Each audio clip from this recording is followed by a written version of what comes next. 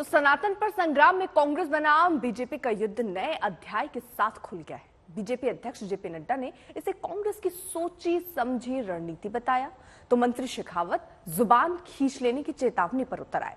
कांग्रेस इसे उत्तर दक्षिण को बांटने की कोशिश करार दे रही है।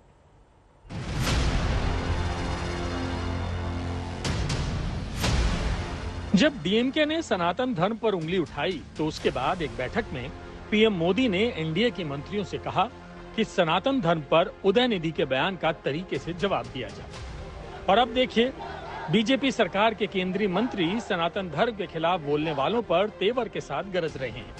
राजस्थान के बाड़मेर में केंद्रीय जल शक्ति मंत्री गजेंद्र सिंह शेखावत ने ऐलानिया कहा कि सनातन धर्म के खिलाफ बोलने वालों की जबान खींच लेंगे। 2000 साल तक हम पर आक्रमण हुआ। इस सनातन को मिटाने के लिए औरंगजेब और अलाउद्दीन खिलजी जैसे कई लोगों ने प्रयास किया, लेकिन आपके और मेरे पूर्वज सक्षम थे। उन्होंने अपने पुरुषार्थ पर, अपनी भुजाओं की ताकत पर इस भारत की सभ्यता और संस्कृति को बचा करके रखा। आज ये हमारी संस्कृति और सभ्यता को मिटाने की बात करते हैं। सौगंध है हमें उन सब हमारे पूर्वजों की, जिन्होंने, चाहे वो महाराजा सूरजमल होंगे, चाहे वीर दुर्गादास होंगे या महाराणा प्रताप है, हम सबको उनकी सौगंध उठा करके खड़े होना पड़ेगा कि हम इस सनातन पर हमला करने वालों को बर्दाश्त नहीं करेंगे।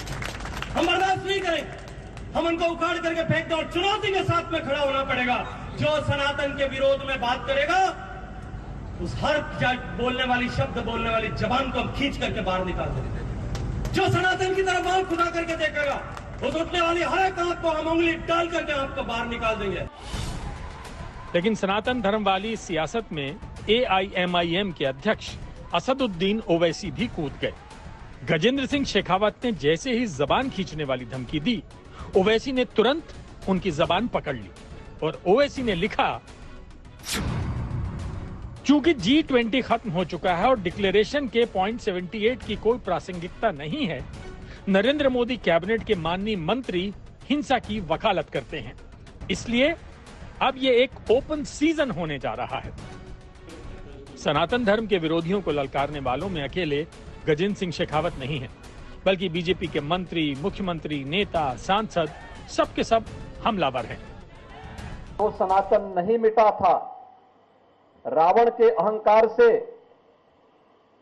जो सनातन नहीं टिका था, कंस के होंकार से जो सनातन नहीं मिटा था, बाबर और औरंगजेब के अत्याचार से वह सनातन इन तुच्छ सत्ता परजीवी जीवों से क्या मिट पाएगा। बंबई की बैठक के बाद इन्होंने तय कर लिया है कि अब हिंदू समाज पर कटाक्ष करो, सनातन धर्म पर प्रहार करो। दुर्भाग्य है वो लोग उसमें शामिल हैं। स्वर्गीय बाला साहब ठाकरे जो कहते थे, कहो गर्व से हम हिंदू हैं, हिंदुस्तान हमारा है। स्टालिन के बेटे, मुख्यमंत्री के बेटे उदयनिधि के बयान के खिलाफ एक शब्द नहीं निकल रहे। सनातन को समाप्त करने की औकात तो किसी की भी नहीं है। जिसने सनातन धर्म को मलेरिया और डेंगू बोला है, वो मलेरिया और डेंगू का कष्ट, वो सुख भोगे, कष्ट नहीं सुख भोगे उसका, क्योंकि उन्हें बहुत अच्छा लगता है ये। बीजेपी वाले कह रहे हैं कि जिस सनातन धर्म को मुगल और अंग्रेज नहीं मिटा पाए, उसे इंडिया गठबंधन वाले क्या मिटाएंगे। अब सनातन धर्म का अपमान करने वालों के खिलाफ विरोध प्रदर्शन भी शुरू हो गया है। जबलपुर में उदयनिधि स्टालिन के खिलाफ विरोध का अलग तरीका दिखा, जहां मंदिर की सीढ़ियों पर उनकी तस्वीर लगाई गई। ये बवाल सियासी गलियारों से लेकर मंदिर की सीढ़ियों तक पहुंच गया है। आज तक ब्यूरो। तो सनातन पर विपक्ष को घेरने का बीजेपी सरकार का प्लान सॉलिड है। रविशंकर प्रसाद से खास बातचीत देखिए, कैसे वो कांग्रेस, सोनिया, विपक्ष तक को धर्म के रास्ते में घेर रहे हैं। रविशंकर जी, बहुत स्वागत है आपका आज तक पर। मेरा पहला प्रश्न सर आपसे यही है, अधीर रंजन चौधरी ये कह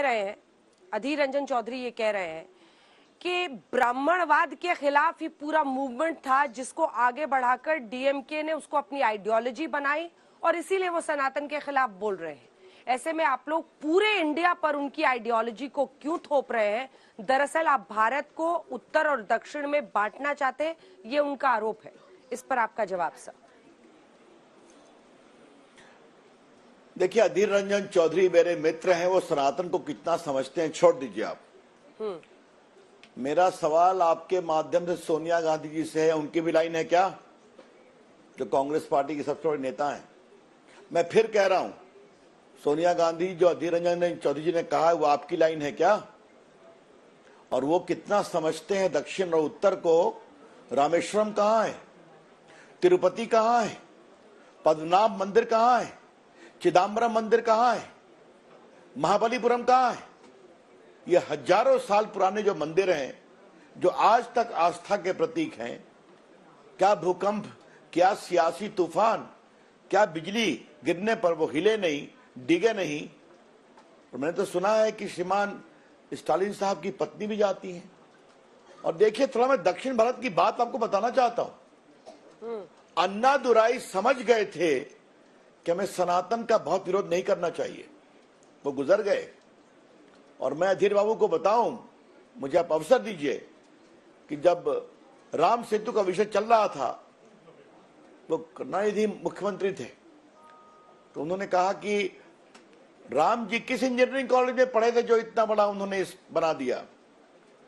तो मैं पार्टी में मीडिया का काम देखता था, तो मुझसे कहा गया जवाब दो रवि जी, बड़ा विषय है।